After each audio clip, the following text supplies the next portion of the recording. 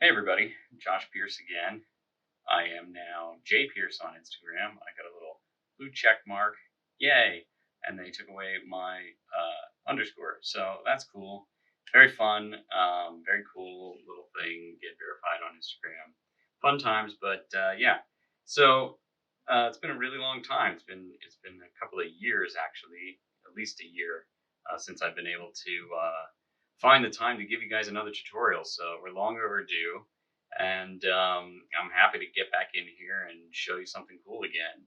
This piece here is called Savor. I'm going to walk you through a couple of interesting techniques for creating this ripple effect and this cloud, and some tricks with the trees, and yeah. So we'll walk through this image, and hopefully we can get through it pretty quick.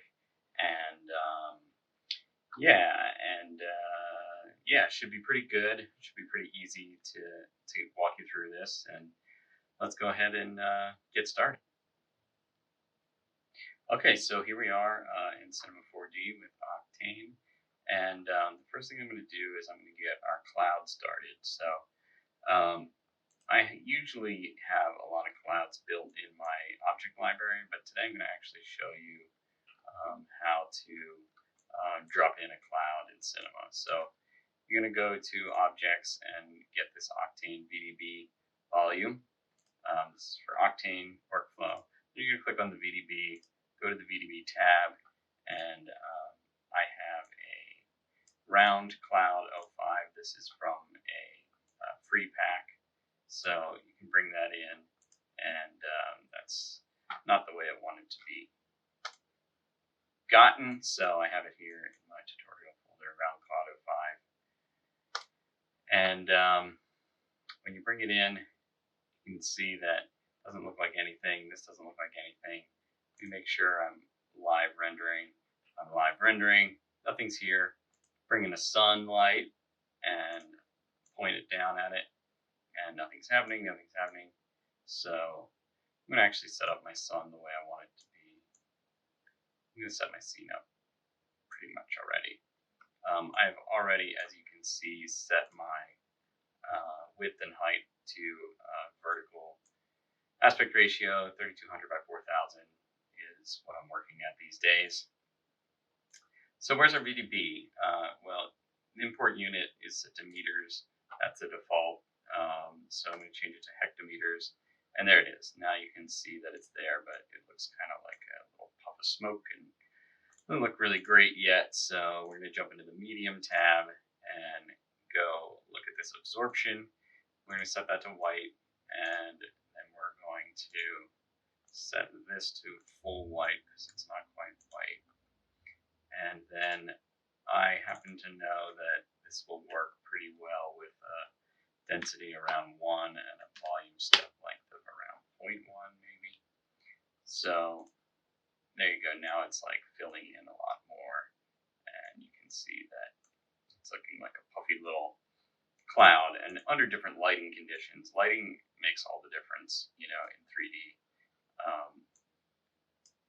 What you can get, different kinds of looks that you can get out of this. So like there, it looks like one thing, you know, if I completely backlight it, it's going to look totally different.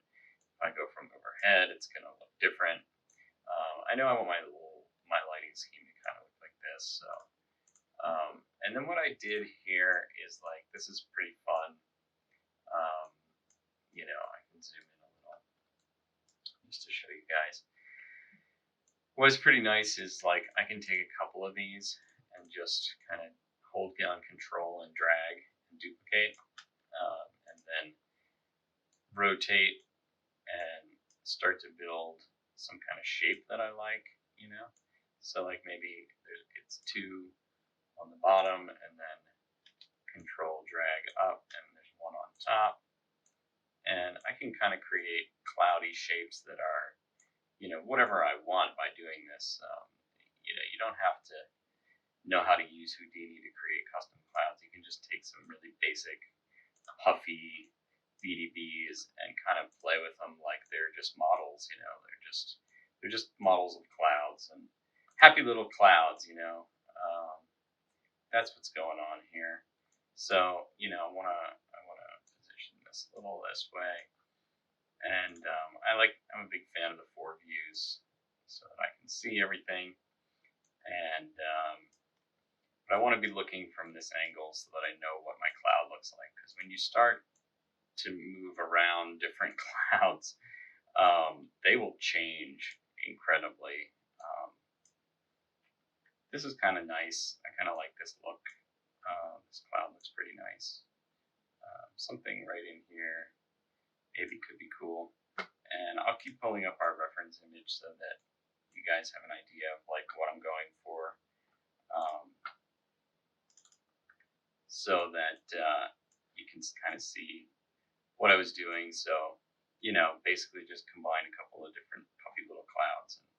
And like I said, the lighting is going to dramatically change what this looks like. So this shape is fine. This is fine for us to work with.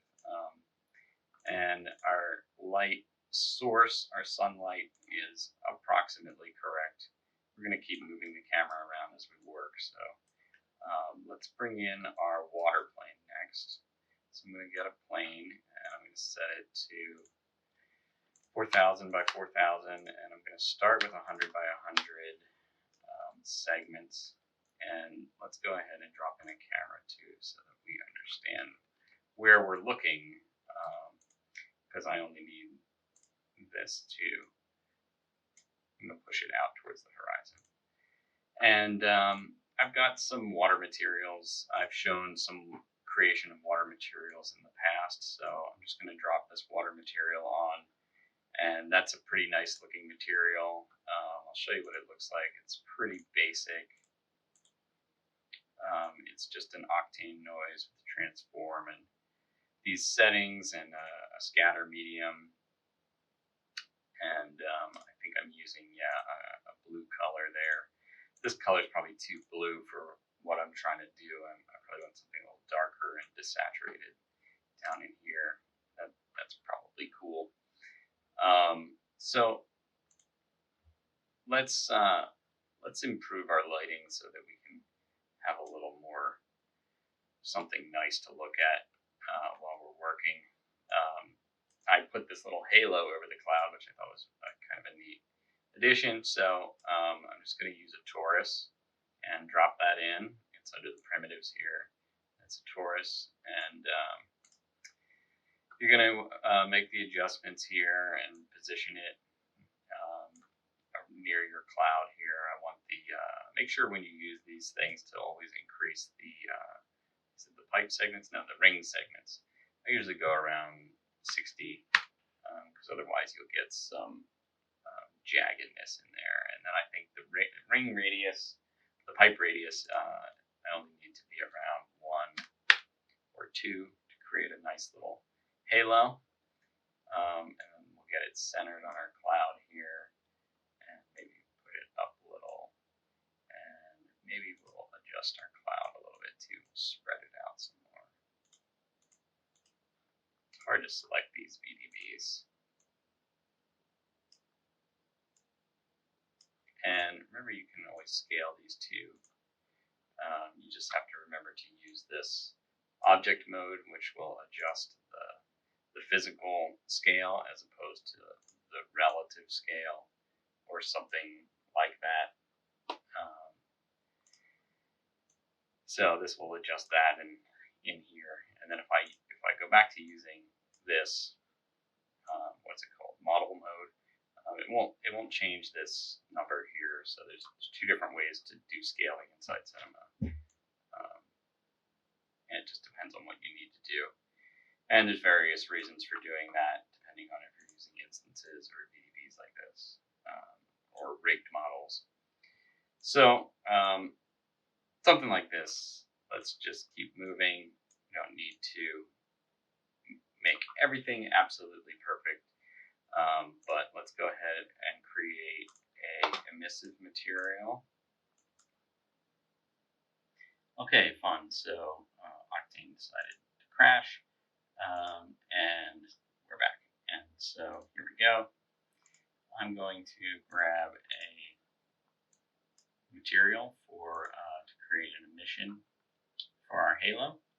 I'm going to set this to a diffuse material, and I'm going to use a texture emission. I'm going to drag this out, connect to the emission node, and I like to use surface brightness and double-sided, make sure those are checked, and then get a RGB spectrum and plug that into the texture.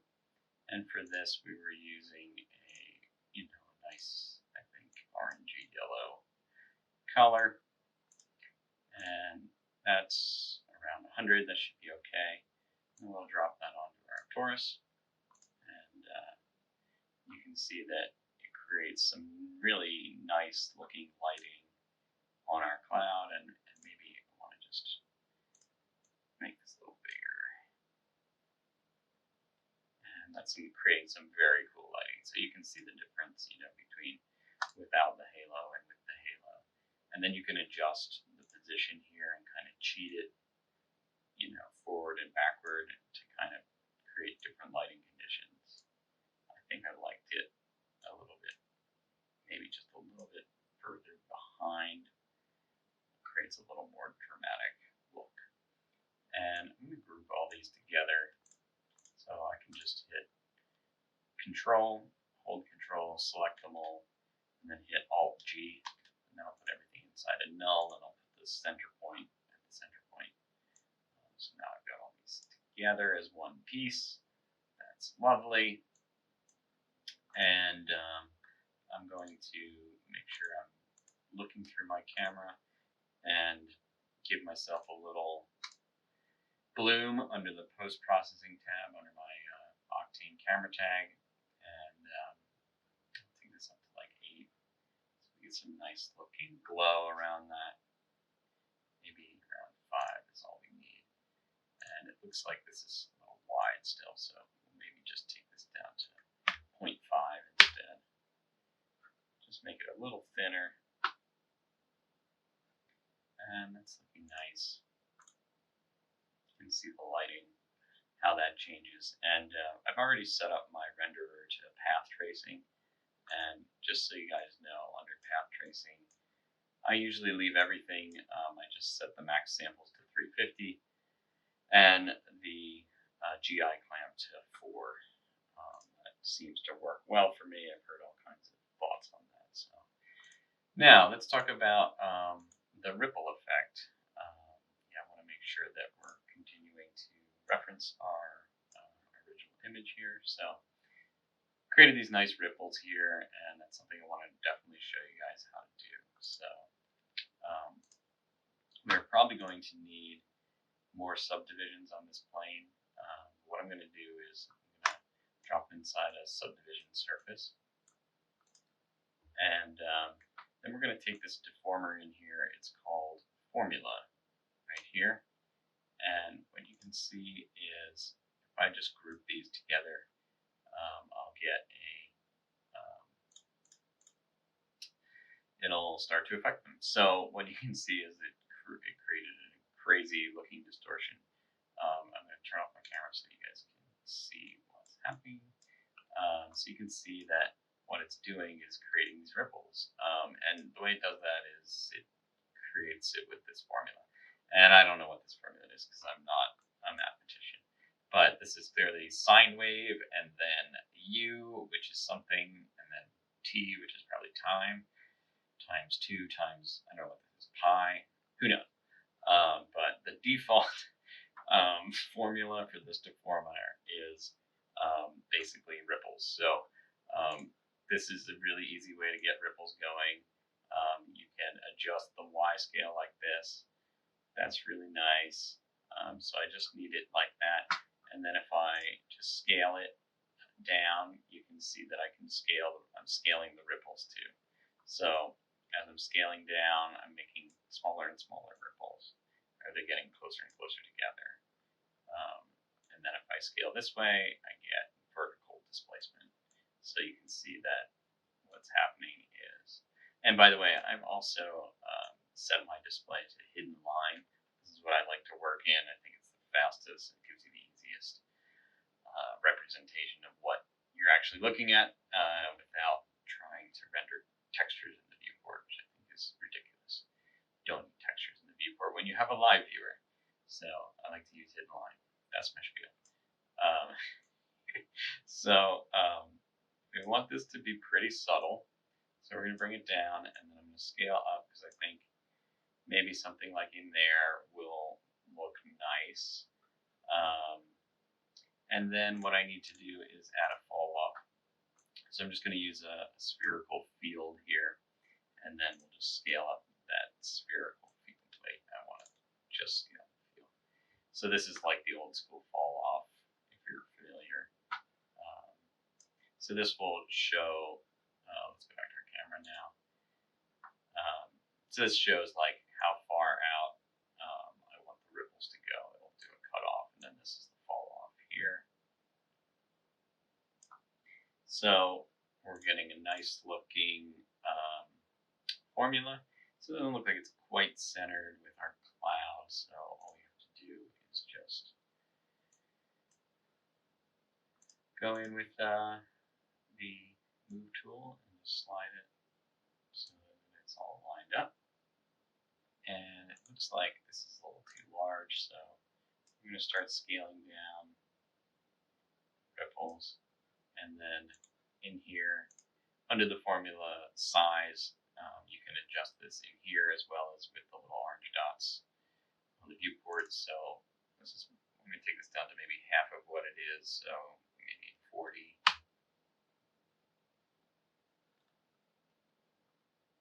And maybe that's a little too much, because this is, this can be pretty subtle. Let's go to 20. Okay, that's pretty nice. And maybe it's too large here, so try 250. 250. That's looking a little more like what I had here. Obviously, it was spreading out more, and maybe we'll zoom out a little and try and get this as close to the original as it was. I like to keep these camera options pinned up here because if you use these different things, this is object mode, camera mode, and cursor mode. In camera mode, you can kind of look like this, and then if you lose your camera, Control-Z doesn't do it. You need Control-Shift-Z, and that will undo your camera or your viewport move, which is also really helpful. But cursor mode will allow you to pivot around wherever you point the cursor. Undo, Control-Shift-Z, and then object mode will let you pivot around whatever object is selected. Control-Shift-Z to get back to there. So you can play around with this formula, and this is completely up to your artistic eye how you want to apply this ripple effect. If you want it larger or smaller, or you want more ripples or tighter ripples or smaller ripples, that's totally up to you. I like to just play around and see what looks nice to my eye. And yeah, so let's just call this cloud so we know which thing is which. This is our water, and it's the cloud. Shift it up a little more. Maybe we scale up our torus again. So you can play around with this until you get something that you like. And then now I'm just going to hide the cloud really quick and drop in. So I'm going to walk you through. Keep closing the folder and keep closing our image. We should just be minimizing it. So I'm going to create these little islands for our trees to live on, just to fill in the rest of the composition.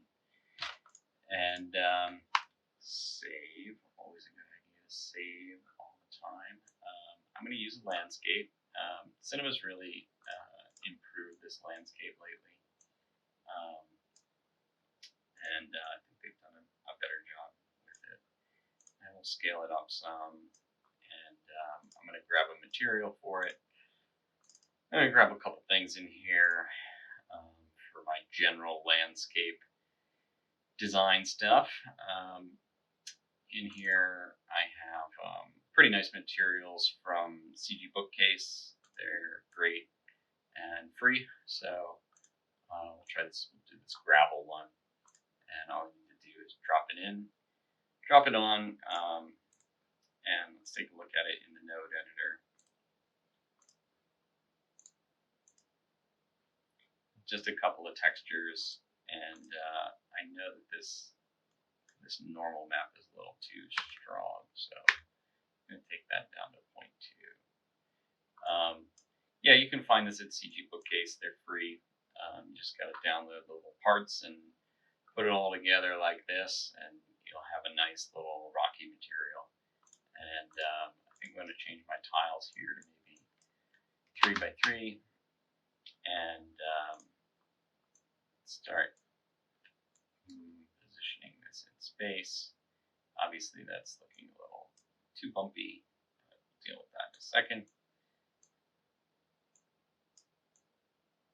So I'm just poking out of water, so our rocks are way too bumpy here. So 35, let's take it down to like 10. That's fine. So that's basically what we want right there, just some nice ground. It's gonna be all the way back here, so it's definitely not big enough yet. Okay, maybe we went too small on our bumps, or maybe we need more tiles. We need more tiles. There's always like this balanced relationship between the number of tiles and the height of your displacement. So, so if I go back up to 6, you'll see that it's bumpier now, but there's also more tiles. So that's good. Again, perfectionism is not the rule. It is not necessary. And then I have some plant setups here that I'm not going to walk you through right now, because I've done it in my other tutorials. But this is basically an Octane scatter to which I'm going to apply the landscape so that it goes into there, and then I'll grab a material for this. I have, let's see, I'm going to go ahead and use probably this one. I'll show you what this material looks like. I understand that there has been some changes to the content browser as well, so I'm not sure what that is going to look like in different versions of Cinema.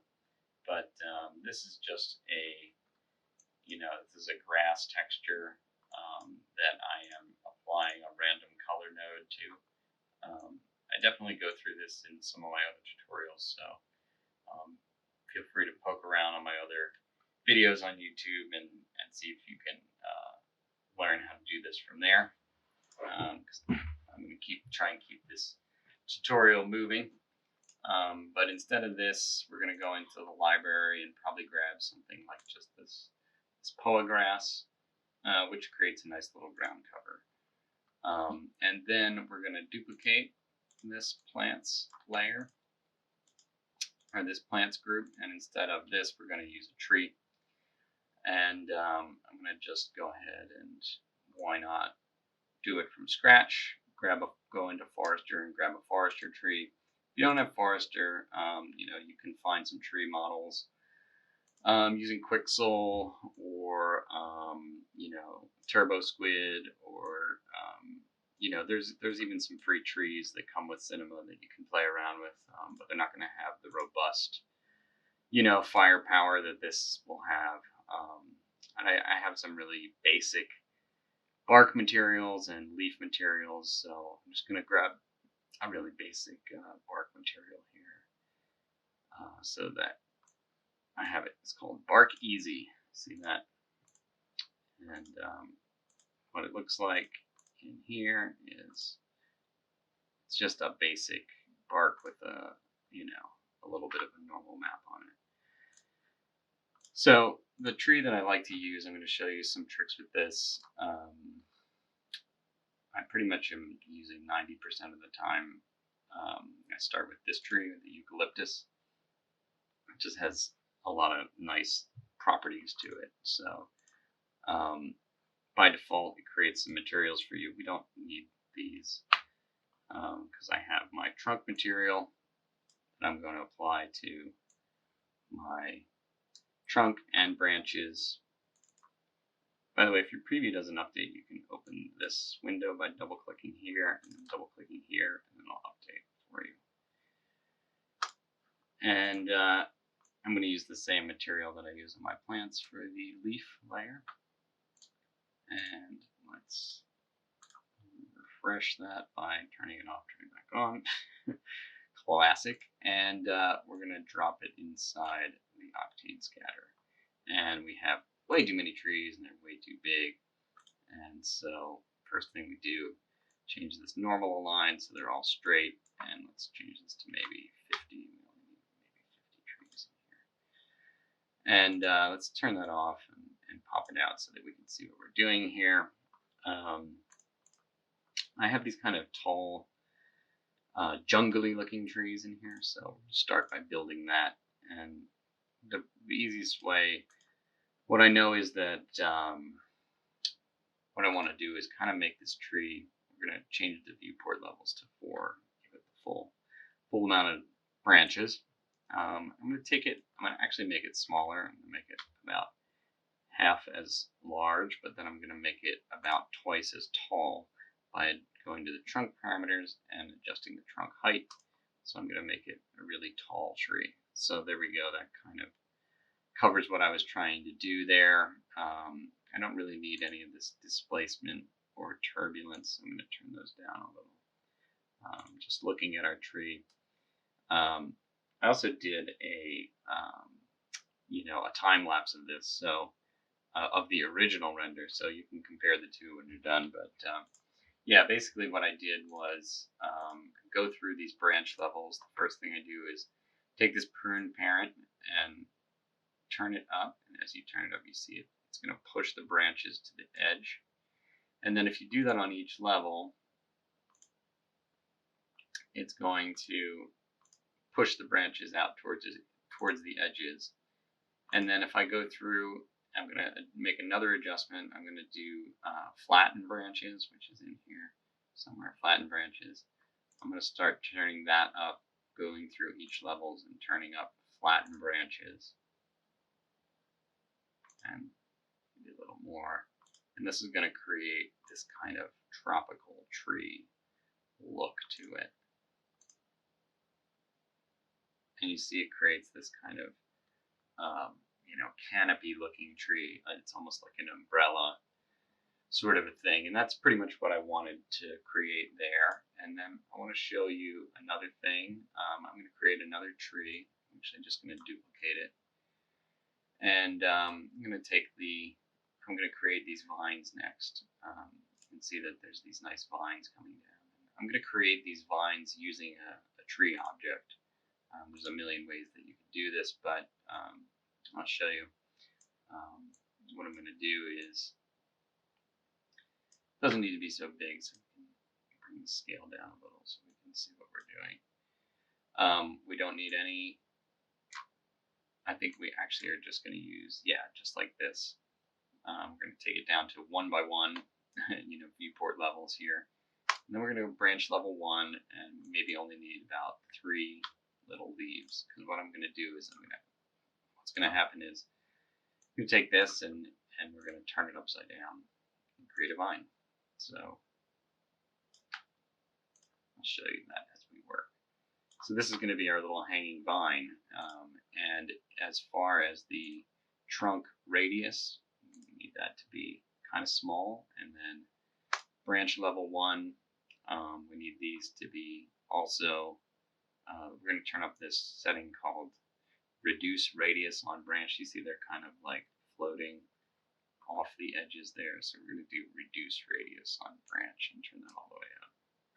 Let's see, that didn't really help it, but we're going to reduce the radius, the overall radius. There we go. And now they're kind of just these little stickies. And we want them to start all the way at the bottom. So we're going to adjust the prune parent again. And then we're going to adjust the spread angle so that they're pointing down. And then we're going to increase the length so that they create these kind of tendrils. And in order to make sure that they're perfectly straight, we're going to turn the turbulence off. And then we're going to turn the gravity off. The bend is off. Let's see, I forget. Let's see. Taper, straighten. Something in here is, okay, spread angle. That's it. So the spread angle, I just want that to be maybe like 1, like that, so that we get these little tendrils coming down. And then the trunk, we want to make sure that this is getting all the way to 0. And maybe we'll put some more turbulence back on those little guys. Let's see. Turbulence, branch turbulence. We'll put some more turbulence back in and change that scale so you can see what's happening there. Then we'll go back to the trunk and maybe we'll put some turbulence back on this trunk too.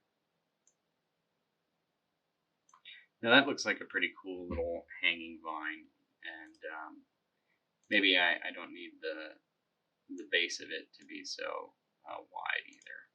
So I'm just gonna simplify this trunk profile spline. So that's cool. So we got like a little vine thing here, and again, perfectionism is not the name of the game. And what I like to do is just drop this inside of the tree and then hit my PSR. I have PSR reset here. This is reset PSR, so that zeroes out the position, scale, and radius, just knocks it inside. And then I'm going to use a feature in here called fruit, and there's a little fruit tab here. So you turn the fruits on, and then there's a fruit object list. And I just drop this eucalyptus tree. We'll call this root, not root, vine. Vine. So here's a little vine, and you can see it's putting little vines on here, but they're all shooting off in different directions. So we're going to set this verticalize to 1, and that should do something theoretically.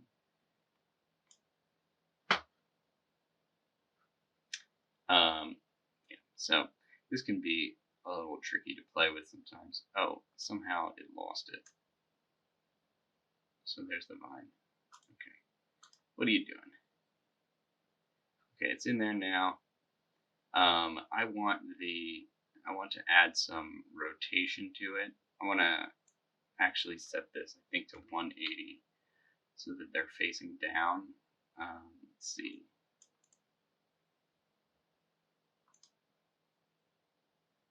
Don't you hate it when things don't work when you're trying to? Oh, I am looking at the wrong. I'm looking at the wrong tree. See, I turned on the.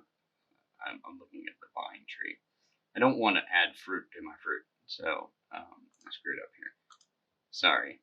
Selecting the eucalyptus tree. I need to. Now this one, if I turn it up to 1 to verticalize, now they're straight up and down, but they're upside down. So if I change this to 180, I think, no, is that it? We'll get there with it. There we go.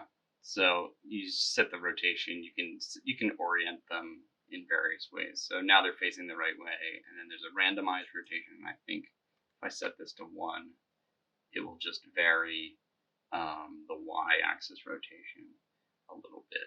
And let's bring up the size a little, 1.2 maybe, and then we'll bring up the count a little more too, maybe. Maybe we'll go to like 25. We don't want to overload the scene. Okay, awesome. So now we have this like really nice looking vines coming down from our tree. So let's go ahead and drop it back inside the Octane scatter and see what happens. Okay, we got a big mess now. So what's happening? Let's go into here. If you remember, I use a plane effector to affect the cutoff, so that it will basically cut off where I want it to be. So really want it to be like there. Looks like we have like too much scale randomness, so maybe we'll set it to like 0.1. That's a little more of like what I'm trying to accomplish. But yeah, so that's the technique for kind of creating the little vines. And then if I adjust this and move it back in space a little, that looks a little better in there. And then maybe our vines are not big enough. And you can adjust this in various different ways, but I can go to go double. That's a lot of vines, but for demonstration purposes, that's pretty cool. So there's our little island. And I like to go ahead and kind of group all this stuff together. So I'm just going to hit Alt-G and put these things inside. And now I'm going to duplicate our tree generator again. But I'm going to delete the vines. I'm going to reset this tree to like a super basic palm tree. So which one do I like? This one, beach palm. So we get some palm trees in here. And now I want to bring some randomness back into this size. And these palm trees are probably too large. So we're going to bring them down in size. And then maybe bring their height up again. So we get some tropical stuff happening there. And then I want to fill in this interior a little more. So I'm going to create another layer of trees. And this one I'm going to go ahead and grab this albizia, which I love. And we don't need it to be so large, but we do need it to be taller. So again, smaller size, taller trunk. So you can see as I start to bring the trunk up, that creates more in there. And maybe we have too many palm trees. Maybe we only need like 25. And maybe we want more of these albizias. Maybe 75. And you can go through and adjust how you want this filled in.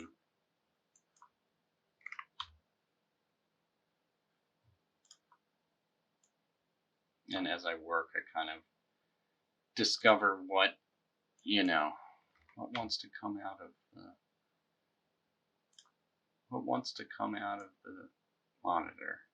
It's like what wants to come out of the canvas. That's what Bob Ross would say, right? Whatever wants to come out. So that's kind of a cool looking little island. Let's turn our that's our island. Let's group all that stuff together. Call it island.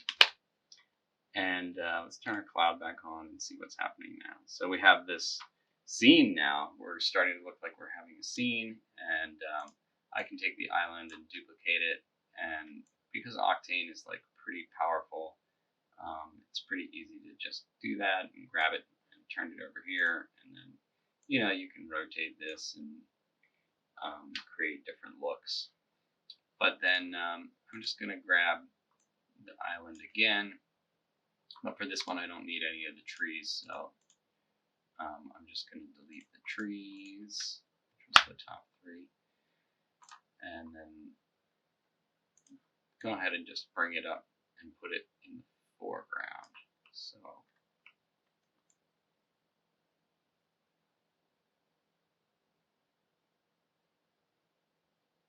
just so that I have some little rocks here in the foreground, and I'm actually seeing that edge there, which I don't like because technically our water, you can actually see through it a little bit. But I can deal with that a couple different ways, but I think I'm just gonna try and hide it by sort of pushing it down. And sometimes you can get away with that, and sometimes you can't. But let's see. Yeah, it looks like it's not really happy about hiding that too well. So we can go into our density in our water scattering medium, and let's take this up to like maybe 6 or 10. See if we can start to hide that a little better. And if you wanted to, you could even, you could even take this. What are we looking at here? Yeah. I could even make a duplicate of this and just slide it over and, make it flat and stick it under there so that we would just have continuation of the rocks and you wouldn't see the edge, So now, just for example purposes, if I turn this off, you can see that I just have kind of a continuation of the rock. And maybe that's probably the proper way to do it. What do we have? Is that 1? So that's nice. And obviously, I did this a little differently when I did the original, but it looks like there was definitely more density in our water. So let's bring it up again. Let's go back to like 8. And that helps to pop up the reflections, because if this is really low, if this is at 0, you can see that, I can see all the way, I can see that back edge back there. But I also am losing a lot of the reflections. So if I go up really high, if I go to 10, now these trunks are really defined in the water. And that looks pretty nice. And then I think the last bit to do is just to take one more island. We're going to duplicate the island that we built. Not that one, we want the one with the trees. We'll just call this FG for foreground island. We'll take this one and we're going to drag it. Oops. We're going to hold control and drag it. And we're going to bring it all the way in the background. Okay, what happened? Octane is not happy. Press save. Always save, especially when things look weird.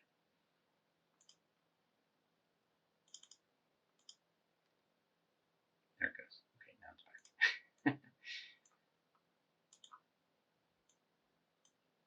Just compositionally, always paying attention to what's, all the elements that we've already added. And I just want to create like this line of trees in the background back here. So what I'm going to do is, this is my final island, and I'm just going to select the landscape, which is here, and then just take this and just drag it way out. Just drag it way out. And I'm going to duplicate our water layer, but we don't need all of this extra stuff. I'm just going to duplicate the plane and drag it back so that we have some additional water back there. And obviously the trees don't look like that, so we're cheating the scale for sure here. And what we're going to do is we don't need the little, well, whatever, we'll just leave them. But we don't need we don't really need the vines, but as long as the scene is performing okay, there's no need to like optimize, So we're going to select all of our duplicated trees here and just start scaling them down.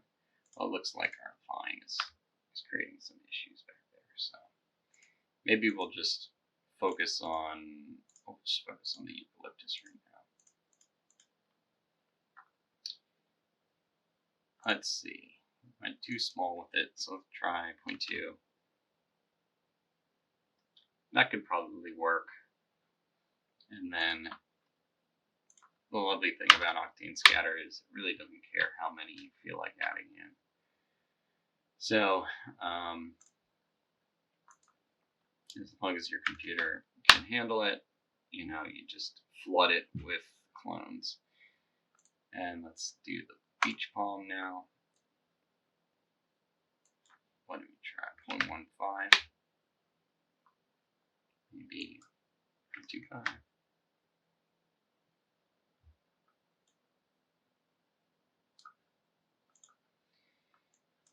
Let's go 2500.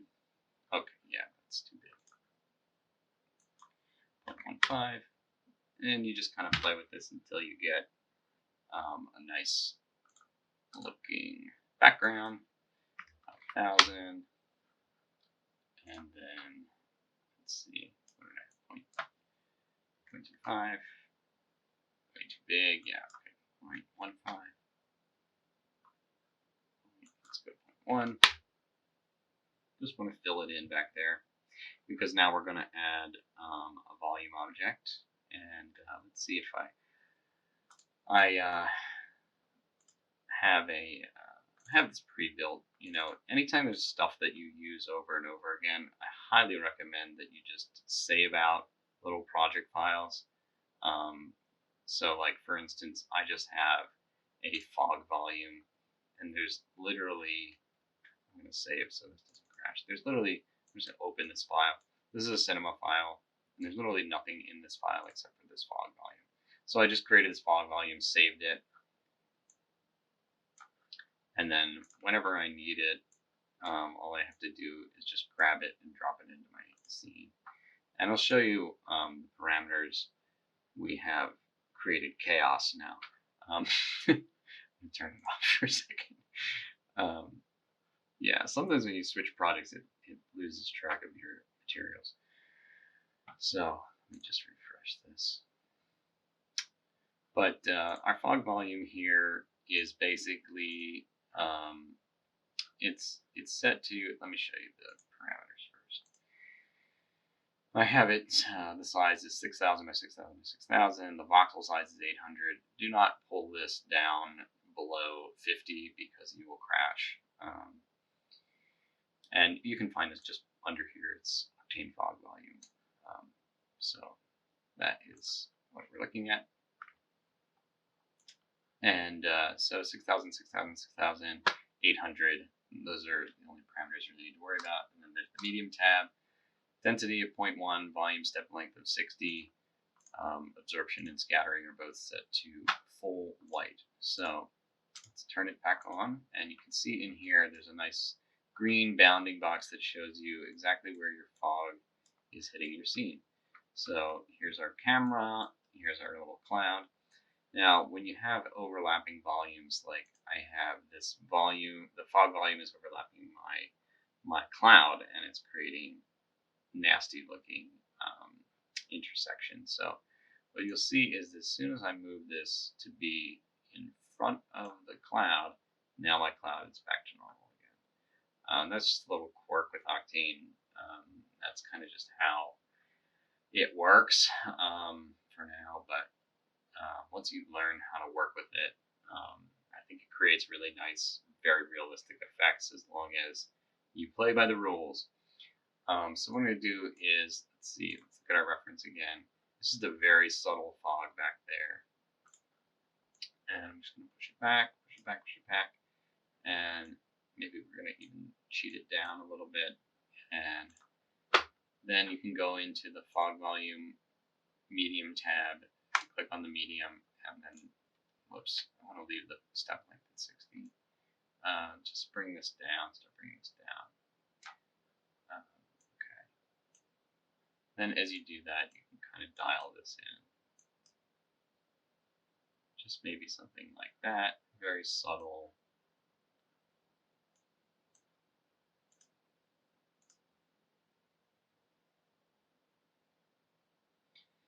That looks really cool.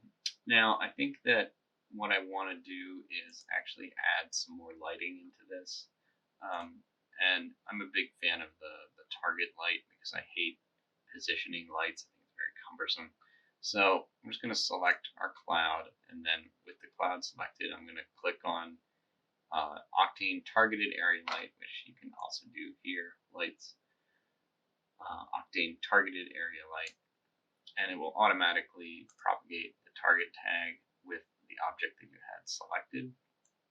So I have the cloud selected. So now as I move this light around, it will create lighting. It will always be pointing at the cloud. I think I generally like to just automatically go in here and turn the opacity off so that you can't see the light, and so that the light doesn't end up creating weird effects. So I'm going to bring this light up and maybe just kind of position it above my cloud, like over here.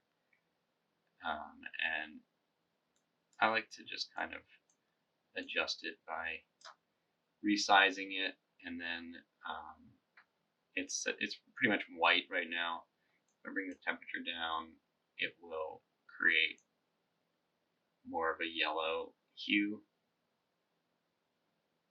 So that looks pretty nice. And then I'm going to create the same thing over here. I'm going to select my island. I'm going to click on Octane Area Light. I'm going to reduce the opacity. And I'm going to position this kind of as a side light. Now, there's another quirk with lights that so that looks nice. So I just want to show you. So here's the border of where our fog volume is. And as long as I keep that as long as I keep my light away from there, I'm okay. If I put it inside here, you can see right here, it creates this artifact. And that's because the volume is actually responding to the light. You're not actually seeing the light, you're seeing the volume scattering. So it's kind of stupid, and there's no way to turn it off, at least not that I know of. Maybe somebody in the comments can enlighten me, but no pun intended.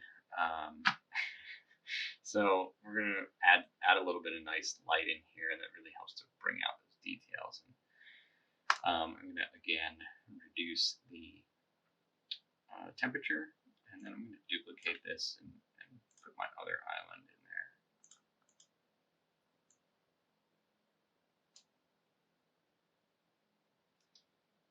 So that I can get some light on that island as well. And these are too bright, but it is creating a nice effect. So we'll just cut that in half to make it 50. But it's creating a nice effect. You can see that that's pretty much gets you 90% of the way there. Yeah, so I'd love to see what you guys can create with this. I think that what I like to do is make sure that when I output this, that I'm using Octane Render, and then I'm going to go in here and go under Info Passes and just show you a couple things. If I enable this, it's going to ask me for an output file. You can use EXRs. I'm old school. I like to use PNGs. I just think they work really well. But what you want to do is make sure that you're always rendering out a ZPass, especially when you're doing environment type stuff. So that is under here, Z depth. So I'm going to turn that on, and this is going to adjust the depth at which it displays. And then I also use the denoise beauty and make sure that in your Octane camera, you go under the camera imager, enable the camera imager, turn on spectral AI denoiser, and enable and denoise volumes. And as long as you're doing stills, you'll get some nice denoising. You get into animation, the denoiser is a little janky, and animation is just a whole other ball of wax. Man, I really like in here how this light is bringing out these branches. I don't know if you guys can see that right there, but right in here, there's something really nice happening. Some nice detail back in here. And I'm glad that I added those lights in, and I'm glad that I showed that to you. Anyway, what I was about to show you was this, that you have to be careful using the zoom wheel because it will actually move your camera. So I want to make sure that I'm just going to Control Shift Z, make sure that I'm back where I was before. So once you've set up these passes, denoise beauty and Z depth pass here, you'll see the little tabs, tiny little tabs under here. They'll show you the main, the D main, and the Z depth. So that's the Z depth pass. And if I look at this Z depth max slider, this is going to show you how far away it is clipping the Z. And so if I want to create some additional fog in post, I want to create it. I want to make sure that I'm getting some information about what's back there. So Usually I need to set it, so that I can see at least something. You don't want it to be like that, and you certainly don't want it to be like that. You don't want it to be here because then you don't get any information about what's behind there. So just gives you a grayscale map of what's happening back in there. So you just need to dial this in to allow you to be able to see this information that's happening back in here. And then usually what I will do now, obviously you can see that there's, if I look at my other passes, I'm missing the cloud. The cloud is not in there. And that's because it's not geometry. And so the ZDepth doesn't actually see it.